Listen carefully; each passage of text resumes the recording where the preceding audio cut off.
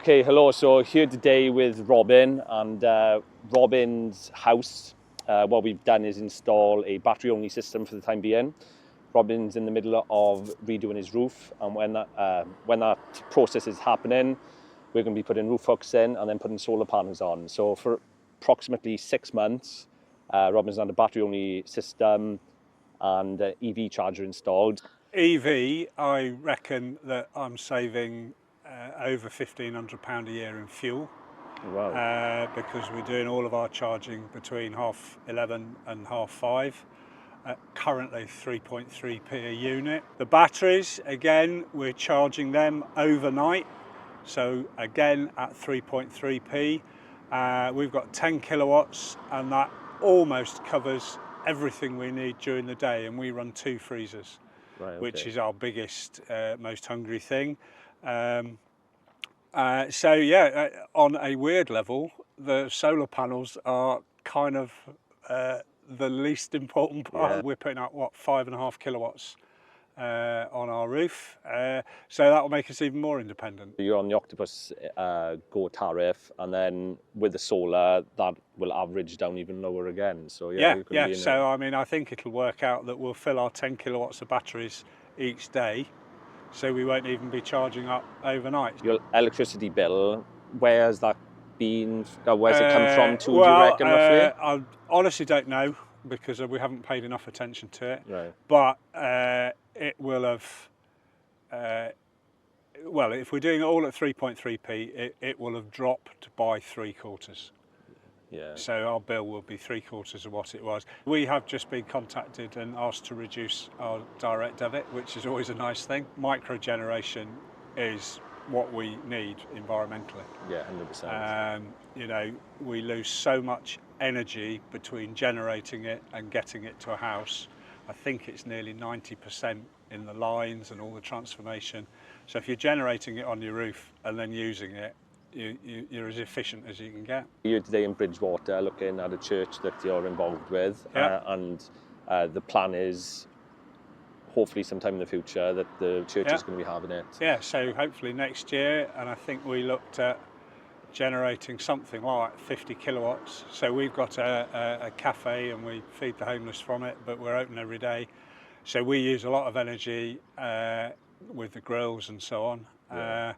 And in terms of what you've looked at calculation-wise, we'll be slashing our bills, and the repay is relatively short. Yeah, exactly. And again, it's the right thing to do. With the next phase of your house, we're going to be putting the solar on, but then we're also going to be putting the eddy, so any excess will end up heating your hot water as well. How did you find the process? How did you find when I came out, done the survey, explained the different tariffs, explained kind of like a best case, worst case scenario system? Can you just talk about I think you did a really professional job in terms of the sell, if you like.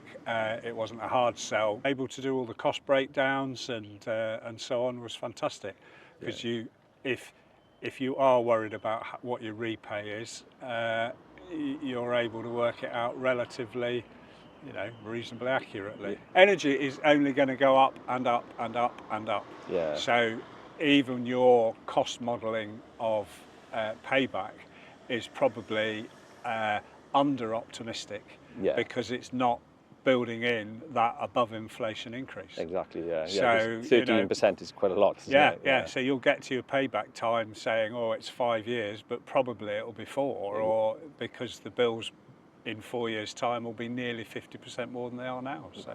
So it's all good for us. That EcoFlow app that you set up for us shows you how much energy you're using during the day, and we're not using anything from the grid. Yeah, so it's really, really good. Yeah.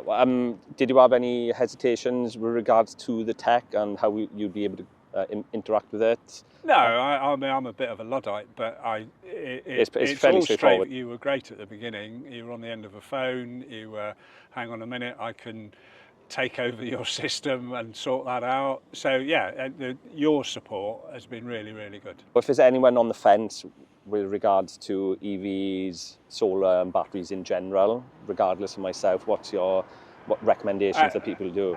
Well, this is awful for a man who sells solar, but actually, batteries. Yeah. Get batteries, get an electric car, and make sure you've got all the apps and understand the timing, because that's the really big saving. And then, yeah, the solar's just the icing on the top of the cake, really. It takes it from being not terribly expensive to costing nothing. If you could just sum up your experience with myself, just so people can see your honest review of it, really, I suppose. Well, it makes it sound like a bit of a bromance, but you've been really good. You've been a straight, honest person to deal with, and weirdly, there aren't as many of them as we'd like to think in the world. We contacted a couple of the big companies, and they were all giving us quotes over the phone or on the internet, and as soon as I said where I wanted to put the batteries, they went, "Oh, it can't be done." You know, and you went, "Well, I'll come and have a look." Yeah. And you went, "Well, that's okay, we can make that work." You know, and that's the difference. If you've got a no-brainer system, okay, that's fine, but what you do is put a human being in the thing rather than just someone on the end of a phone. Yeah. And then, like I say, you know, what we've had from you so far and the after-sales support has been great. So, Happy days. Lovely stuff. Thank you very much. It's a pleasure. Yeah, thank you.